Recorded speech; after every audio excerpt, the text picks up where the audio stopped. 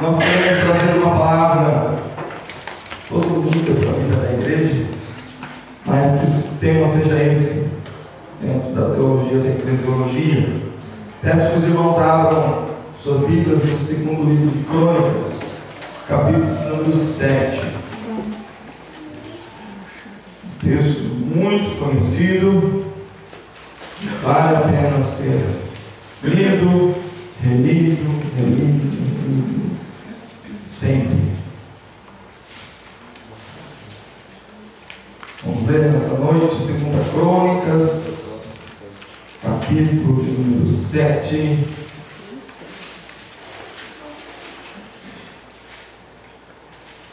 Verso 11 e diante. Texto que fala do rei Salomão, que diz assim, no verso 11: Assim Salomão acabou a casa do Senhor e a casa do rei. Tudo quanto Salomão intentou fazer na casa do Senhor e em sua casa, prosperamente o efetuou. De noite apareceu o Senhor a Salomão e lhe disse: ouvi a tua oração. Olha, que bom. Ouvi a tua oração. Escolhi para mim este lugar para a casa do sacrifício.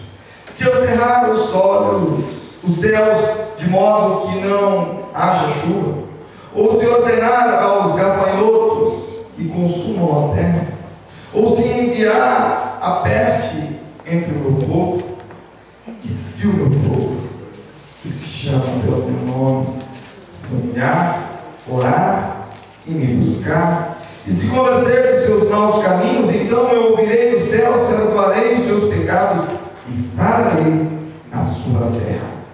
Estarão abertos os meus olhos e atentos os meus ouvidos à oração que fizer neste lugar, porque escolhi e santifiquei esta casa, para que nela esteja o meu nome perpetuamente. Nela estarão fixos os meus olhos e o meu coração todos os dias. Quanto a ti, se andares diante de mim, como andou Davi, teu pai, e fizeres segundo tudo que te ordenei, guardares os meus estatutos e os meus juízos, também confirmarei o trono de teu rei, segundo a aliança que fiz com Davi, teu pai, dizendo: não se faltará sucessor que domine Israel. Porém, se vós vos desviardes e deixardes os meus estatutos e os meus mandamentos que vos prescrevi, e fordes e servirdes a outros deuses e os adorardes, então vos arrancarei da minha terra e vos dei esta casa que santifiquei ao meu nome, lançarei longe da minha presença e a tornarei em provérbio e motejo entre todos os povos. Desta casa, agora tão exaltada, todo aquele que por ela passar, pasmará e dirá: por que procedeu o Senhor assim para com esta terra e esta casa? Responder-lhe-á: porque deixaram o Senhor, o Deus de seus pais, que os tirou da terra do Egito, e se apegaram a outros deuses, e os adoraram e os serviram. Por isso trouxe sobre eles todo este mal. Oremos, baixe sua fonte. Senhor, a tua palavra nos leva diante do Senhor. Essa palavra é tua, Senhor, que trouxe até nós. Por isso, Pai, cala a nossa voz, cala a nossa vontade, e que o Senhor fale a nós, e que os nossos ouvidos estejam atentos a essa voz poderosa.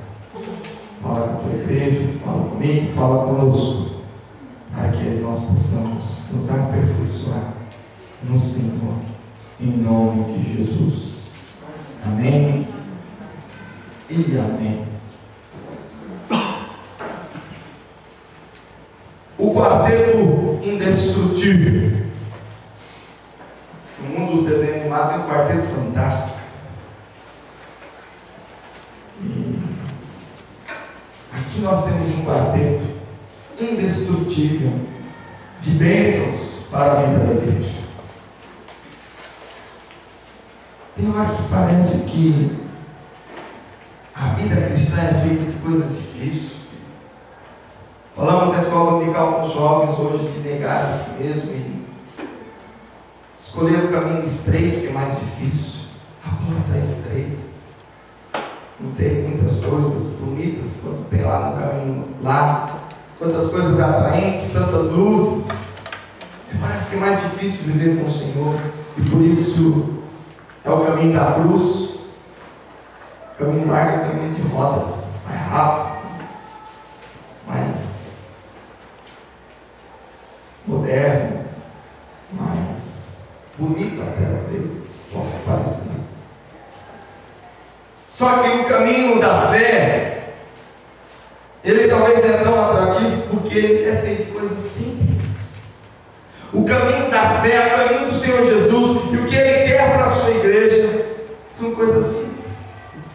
Como esse quadrilho de ações, 4 verbos para nós pensarmos.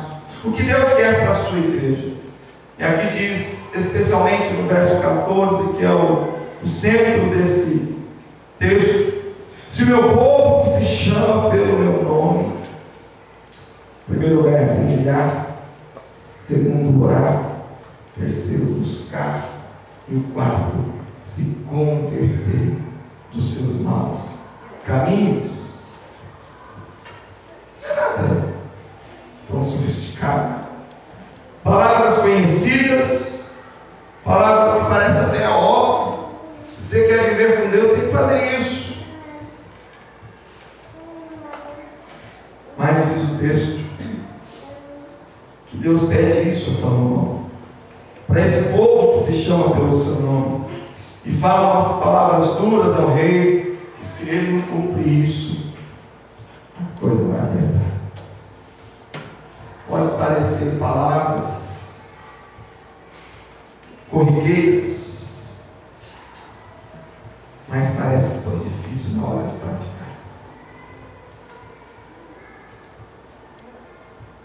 A gente fala que o cristão vive de palavra de Deus, da leitura da palavra de Deus e da oração. 2 coisas básicas, que nem arroz e feijão. Crente vive de arroz e feijão, oração e Bíblia. E se a gente contar o tanto que a gente ora, o tanto que a gente lê, você vai fazer as contas de tempo, cálculo de tempo, é menos tempo do que você come arroz e feijão. A gente vive, depende da palavra de Deus, nós vivemos e nos alimentamos. A palavra é dita como um alimento. A oração é como um alimento para a alma.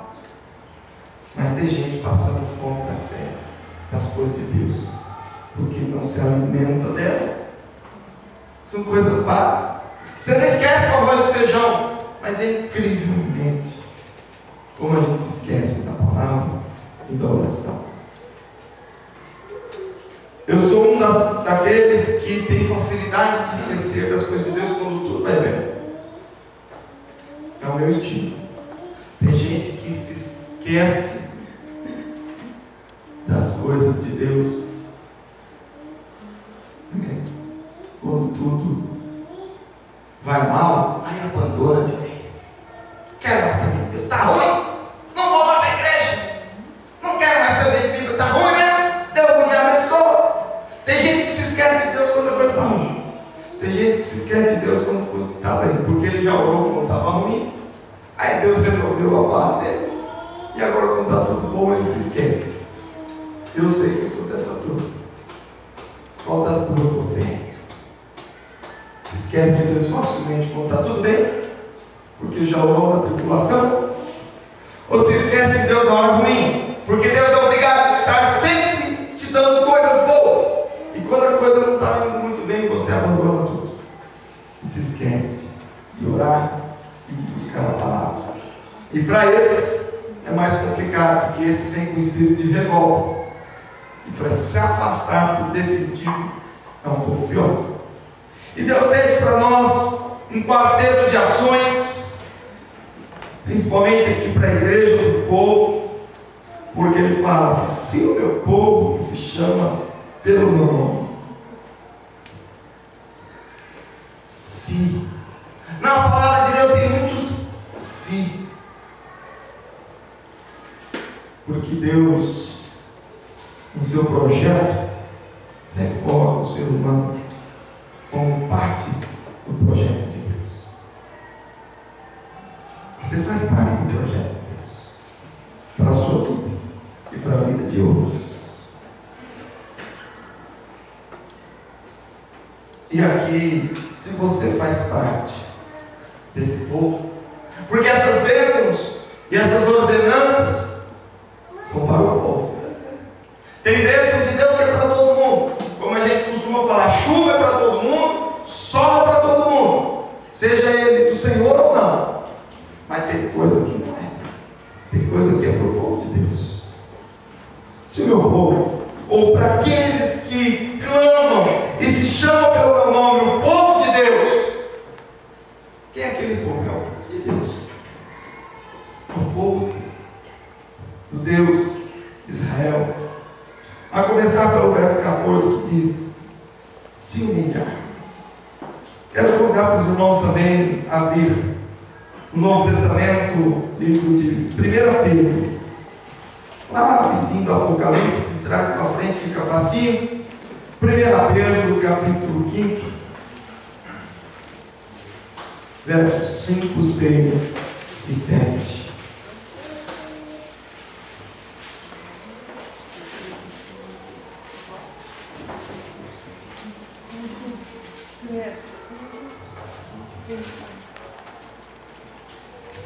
Rogo igualmente aos jovens, sede submissos aos que são mais velhos, outros sim no trato de uns com os outros, cingivos todos de humildade, porque Deus resiste aos soberbos, contudo os humildes concede a sua graça. Humilhai-vos, portanto, sob a poderosa mão de Deus, para que Ele em tempo oportuno vos exalte, lançando sobre Ele, o Senhor, toda a vossa ansiedade, porque Ele tem cuidado de vós. Amém?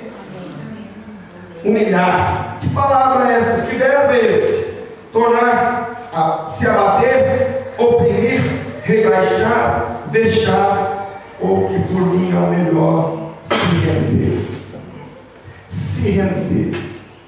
Muitos usam essa palavra como o ato de alguém humilhar outra pessoa. Mas quando esse verbo é usado na palavra de Deus, ele é humilhar voluntário. Não é alguém que torna o outro vexatório. Você não presta, eu não curto você, eu nunca curti você no Facebook. As maldições modernas, né? Eu vou te excluir do meu Facebook. Você vai ver, eu não vou mais ligar para você, eu vou te excluir do meu WhatsApp. Olha que maldição moderna. Vou te excluir do meu WhatsApp, vou te bloquear. Né? O cara, não, me abandonou, né? Só porque excluiu, já abandonou. Tem gente que já conversou comigo sofrendo por isso, viu? Pastor, o que eu faço? Me excluiu do Facebook, pastor. Foi isso que eu fiz. Primeira coisa, eu dei risada. Não tem como não fazer, né? Mas só pela graça, irmãos. Isso é a humilhação moderna. Irmãos, essa humilhar um ao outro não é isso que a palavra de Deus nos diz. É humilhar voluntário, aquele que se rende.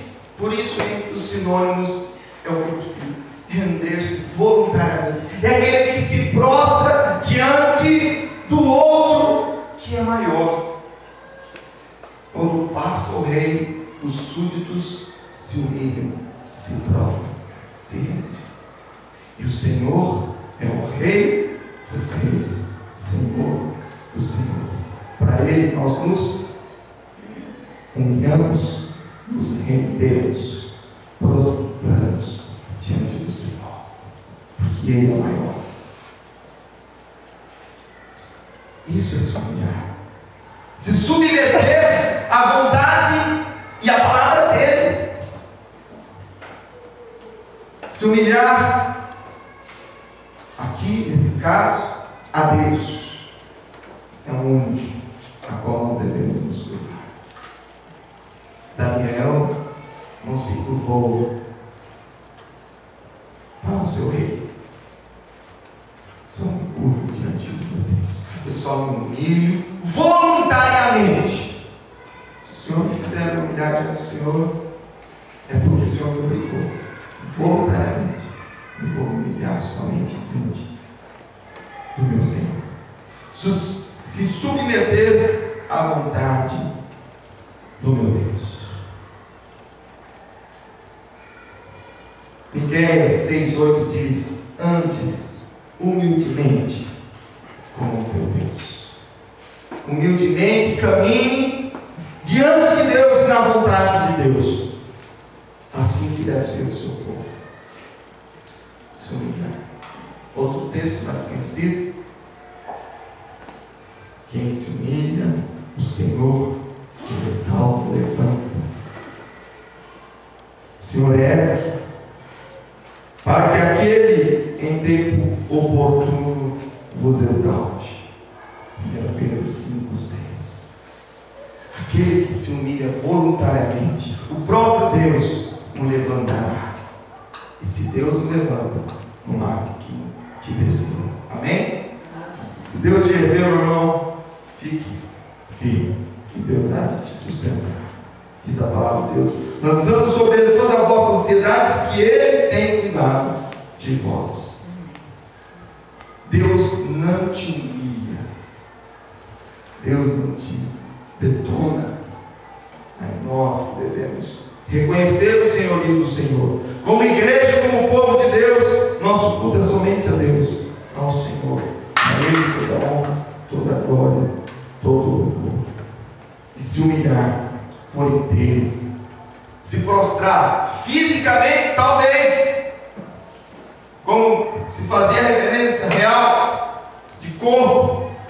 Nos textos há muito que se prostra com o rosto no chão, cara no pó, para orar. Diante do rei se prostra,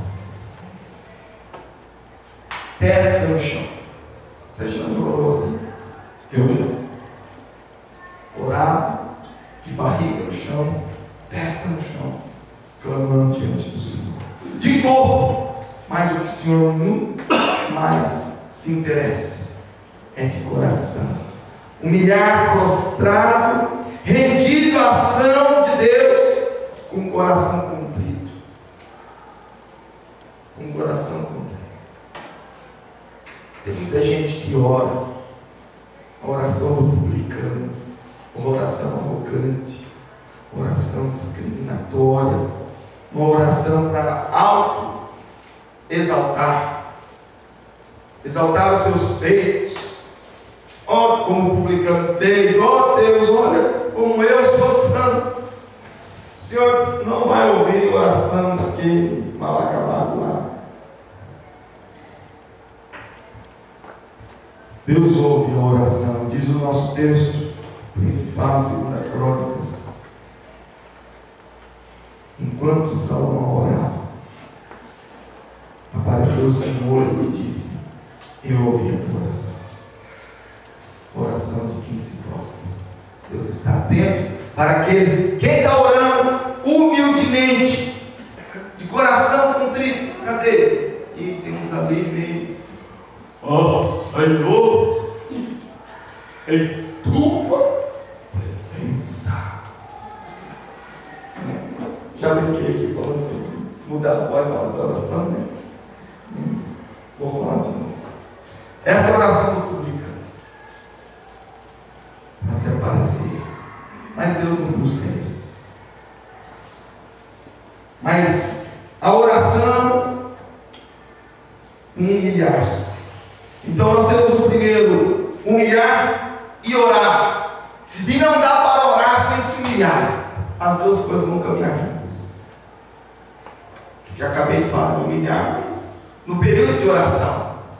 E o Deus está pedindo aqui, nosso Deus está pedindo para o povo se humilhar e orar. Qual é a melhor postura para a oração? Interessante que a maior parte dos textos que falam de oração ajoelhado. Uma vez uma amiga me falou assim: não, pastor, tem que orar de joelho, que de joelho Deus escuta. É verdade. Não sabe o que é agora. Tem que ser de joelho, pastor. Se não for de joelho, não serve. Como se humilhar é estar prostrado, rosto no chão. Mas o que Deus muito mais quer é um coração humilde, não só uma postura de humilhação, também a oração tem que ser uma oração verdadeira, não uma oração da boca para fora. A oração tem que estar também vinculada a um coração humilde. Primeiro se humilha, depois ora. Não dá para orar para depois se humilhar. A tua oração tem que começar com a humilhação. Se prostra diante do Senhor, se humilha, tira tudo que é sua vontade, tira tudo que é eu, seu, tira tudo que é sua vontade. Ao Senhor, seja feita tua vontade, assim na terra como no céu. Nem isso que a gente fala. A oração dominical.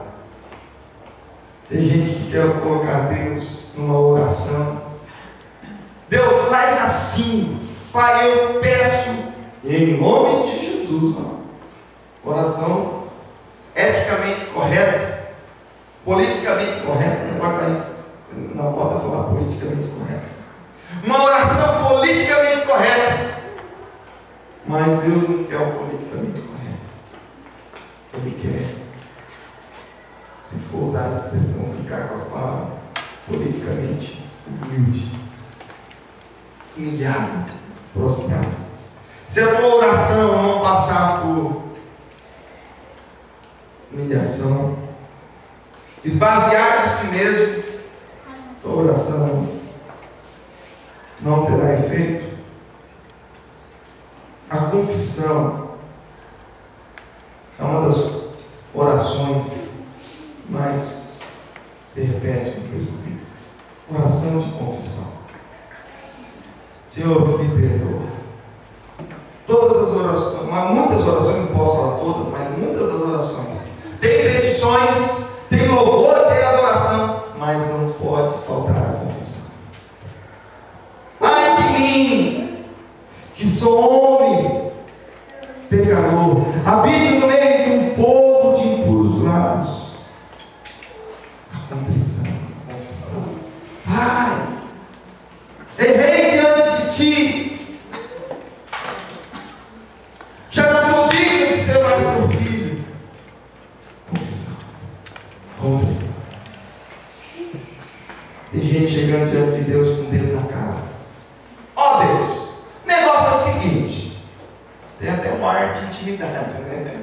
Mas se eu sou íntimo de Deus, eu falo do jeito que eu quero. Tenho uma intimidade com Deus aqui, ó. Para quem assiste no YouTube, ó, eu e Deus aqui, ó, direto. Para quem não ouve no YouTube, vai descobrir o que é isso. Então tem gente que é assim, ó, direto com Deus. Intimidade. Mas irmãos, é com o dedo na cara de Deus. O Senhor não me deu ainda.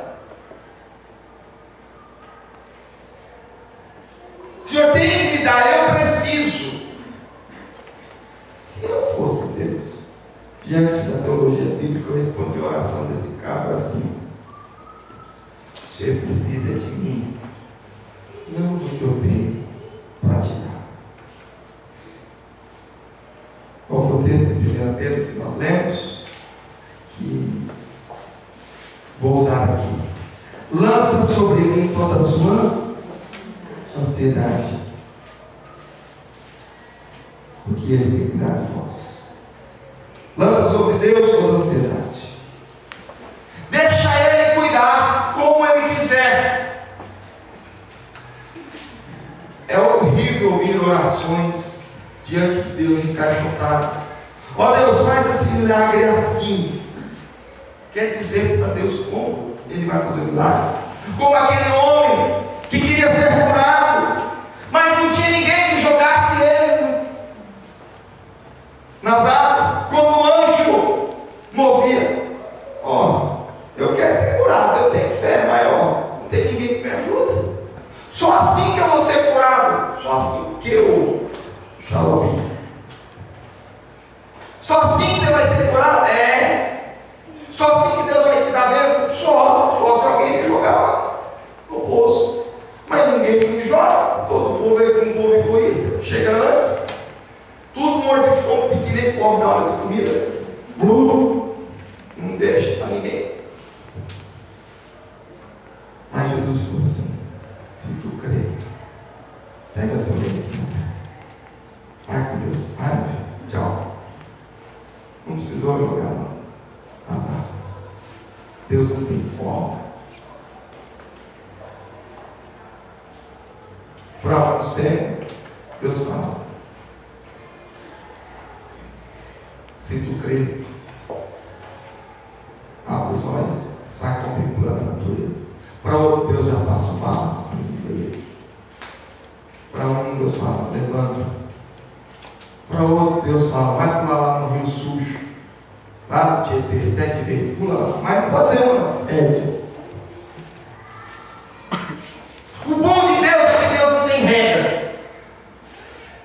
E tem tanta gente pegando a contra-regra de Deus e transformando em regra tudo de novo.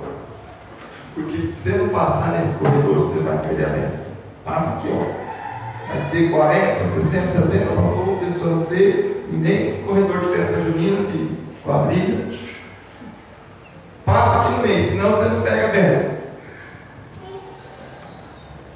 O que Deus quer é uma oração humilde. Senhor, faça em mim a tua vontade. Terceiro verbo que o Senhor nos conclama nessa noite: primeiro, humilhar; segundo, orar; e o terceiro, me buscar. Jeremias 29, 13. Profeta Jeremias. Esse versículo torna uma canção que eu gosto muito. Na década de 90. Diz o texto: buscar-me-eis e me achareis, quando me buscardes, dizimando e ofertando. Amém? Não. É isso, pô. Está atento aí no texto bíblico? Buscar-me-eis e me achareis, quando for todo domingo no culto, sem faltar nenhum. Buscar-me-eis, diz o texto, e me achareis, quando me buscardes de todo o vosso coração. É assim que nós devemos buscar o Senhor. De coração, à vontade, simples, como criança, com amor e com simplicidade de criança. Às vezes a irmã Maria Alice fica doida quando a tua fica pulando aqui na igreja, aqui na frente. Coisa de mãe que quer segurar a filha. Mas eu acho isso a coisa mais linda, viu, Maria? Pela paz, porque é uma simplicidade, uma coisa natural. O domingo que ele veio aqui na frente da ceia e pediu: bom, pastor, tem mais? Acabou? Só esse aqui? Não é simplicidade, gente?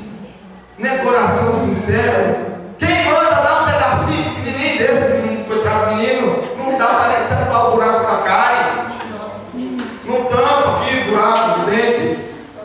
Que pobreza! Dá um pão de substância para o menino, né? Ô pastor, tem mais? Coisa boa isso. É assim que nós devemos ser diante do Senhor, chorando, rindo, de acordo com o momento, mas sincero. Senhor Deus. Normalmente a gente chega chorando, né? Diante de Deus a gente chega mais chorando do que rindo, né? Você nunca fez oração rindo? É possível, viu? Oração de alegria. Senhor, glória a Deus, obrigado, Jesus, glória. Ganhei uma bênção. É uma oração alegre. alegres, sorrindo, mas tem aquelas contritas. Buscar-me-eis e me achareis quando me buscardes de todo o coração. Para nós buscarmos a Deus, é bom, é necessário conhecer a Deus. Como você vai buscar o que você não conhece? Como você vai ser chegado de uma coisa, de alguém, ou daquilo da qual você não sabe o que é? Vai lá ali, naquela mercado lá, e busca aquela mercadoria para mim. Que mercadoria? Não sei, vai lá e busca. Que mercadoria que você quer que eu busque? Não sei, não conheço. Tem um monte. Me explica como é que é. Buscar-me-eis e me acharei quando me buscardes de todo o coração. Nós precisamos conhecer a Deus em Sua palavra, em oração, em comunhão com a Sua igreja. Conhecer a Deus provando da Sua obra e fazendo a Sua obra. Nós precisamos conhecer a Deus para o buscar. E quando buscamos, o conhecemos. Ai, que coisa boa. Você não conhece a Deus, pastor? Eu não conheço Deus, não. Mas como que eu vou buscar? Conhecendo. E a melhor maneira de conhecer a Deus? Lendo a palavra, sim, mas muitas pessoas têm dificuldade para entender o que está escrito no texto. A melhor maneira de conhecer Deus é orando e vendo o que Deus te responde. Você crê que Deus responde a oração hoje? Ou só respondia para os profetas bons? Não, nada a ver. Os Moisés não. Ou só responde a oração do pastor? Por isso que eu preciso que o pastor venha orar aqui em casa, que o negócio está feio, as panelas estão balançando, as portas estão abrindo e fechando. Pastor, vem jogar um óleo aqui que o negócio está feio. Aí o pastor tem que ir lá, parecendo um exorcista. Mas Deus não ouve a oração do pastor, não. O presbítero também, tá? Divide serviço comigo aí um pouco. E a sua oração especial. Quando você ora a Deus e Deus te responde, meu irmão, que experiência maravilhosa. Aí você fala, eu conheci, eu provei. Provar e ver como Ele é bom. Quando você ora e clama ao Senhor e tem sua oração respondida, é assim, né, Deus? Que delícia. Clama e Ele vai ouvir, como fez do Senhor. E para quero 2 Crônicas, no livro que nós estamos, capítulo 7, vá até o capítulo 15. Poucas páginas aí, vira 2 Crônicas, capítulo 15.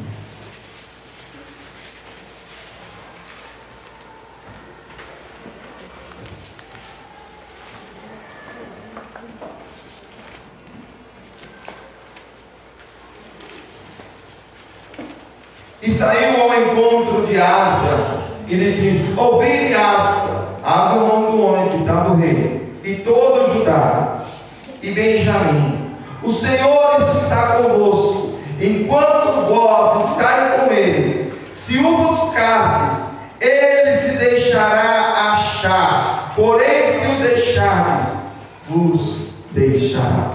Repetindo: se o buscardes, ele se deixará achar.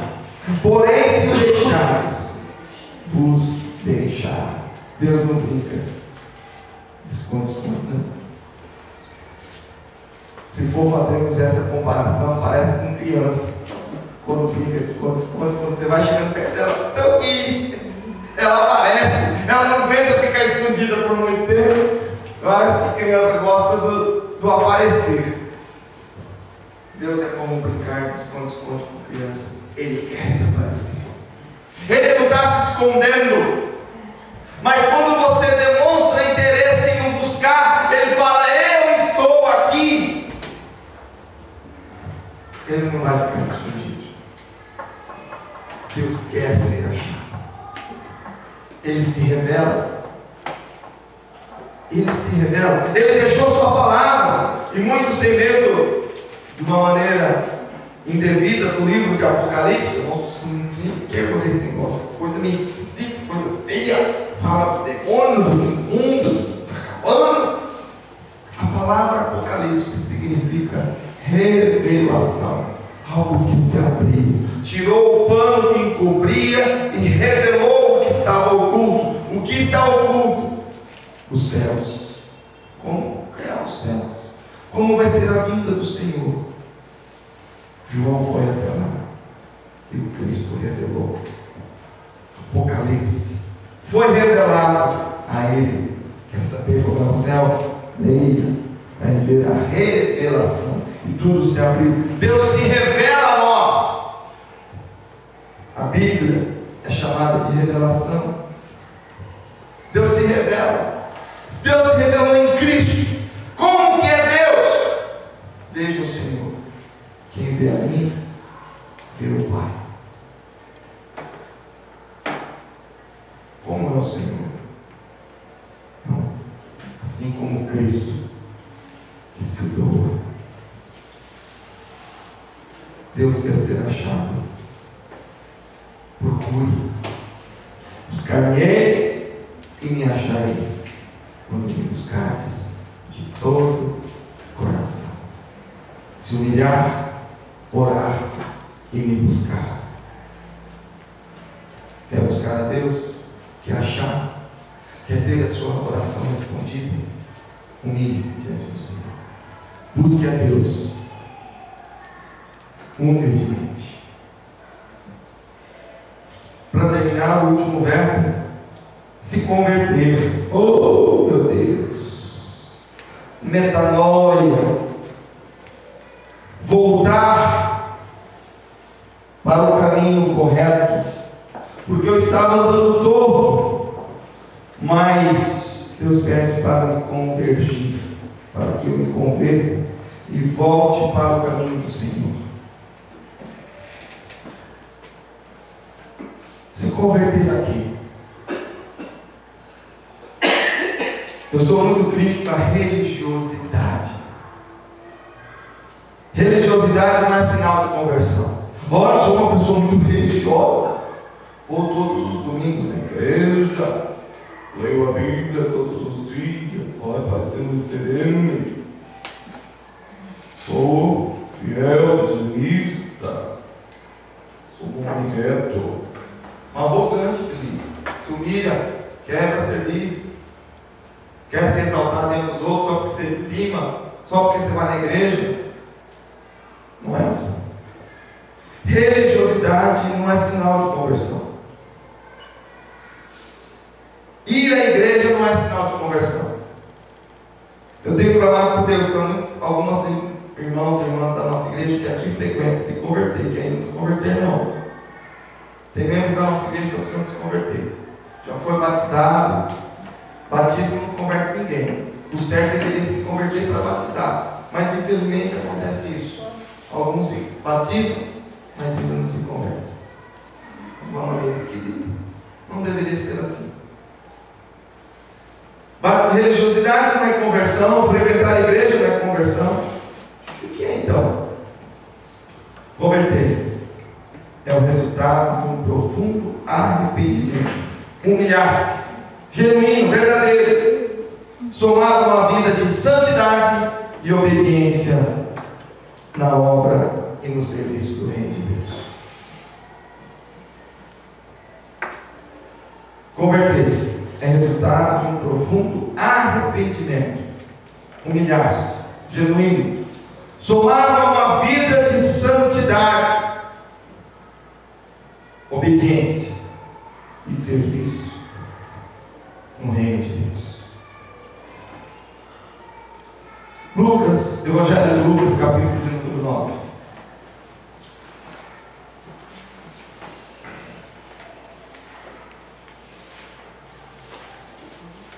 Nove, 23.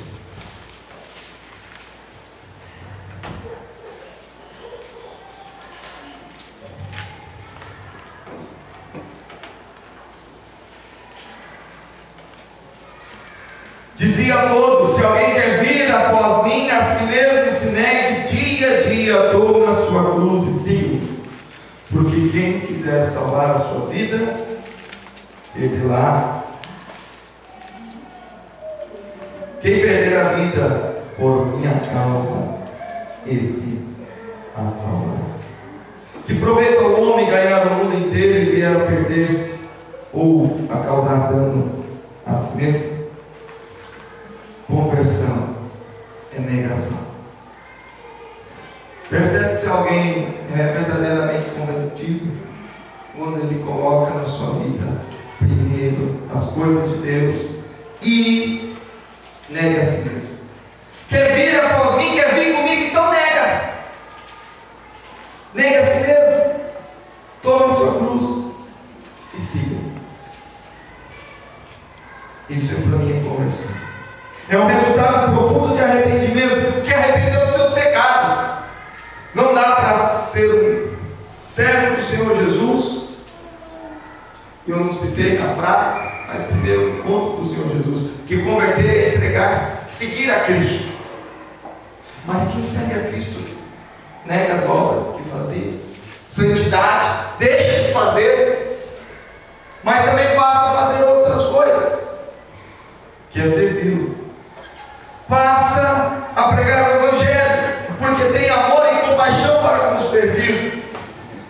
Se converte, mas também faz. Se converte, se arrepende dos seus pecados, vive em santidade, em obediência à voz de Deus, na obra de Deus. O verdadeiro convertido obedece à voz do seu Senhor. Se prostra, ou o rei se prostra aqui. Aí vem o rei e fala: ó, vai lá naquela batalha.